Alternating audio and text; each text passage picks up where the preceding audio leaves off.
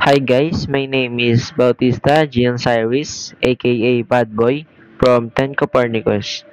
I'm here to teach you the step-by-step explanation on how to solve a geometric sequence. Let's go. Let's go. So, here's our problem. A bouncing ball reaches a height of 100 cm on its first bounce and 80 cm on its second, and so on, decreasing by 20 cm each bounce. What height will it reach on the fifth bounce? So, tatagalogin lang natin para mas maintindihan nyo. May tumatalbog na bola.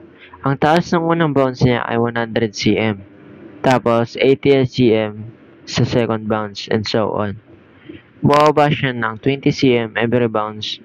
Ano kaya ang height niya sa fifth bounce? Ano nga ba? Ano? Sagutan natin? G! Given A1 is equal to 100 cm, D is equal to 20 cm, and AN is missing kasi ito yung height ng bola sa fifth bounce.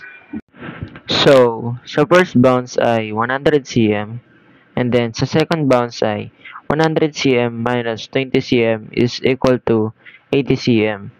Nag-minus tayo kasi nga decreasing. Then, sa third bounce ay 80 cm minus 20 cm is equal to 60 cm. So, ito yung formula natin.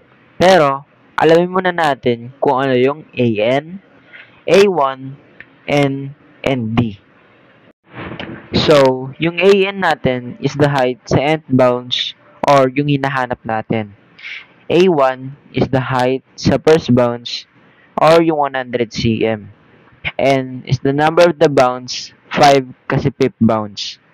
D or distance is the common difference, negative 20 cm kasi buwababa. So, i-plug natin yung number sa formula. So, A5 is equal to 100 plus 5 minus 1 times negative 20. So, 5 minus 1 is equal to 4. Bring down lang yung negative 20. So, 4 times negative 20 is equal to negative 80. Kaya, bring down lang yung 80 sa 100. Kaya, 100 minus 80 is equal to 20 cm.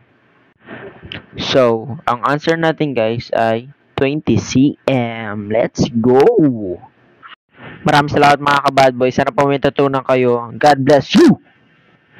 Please like, comment, and subscribe to my channel. Love you!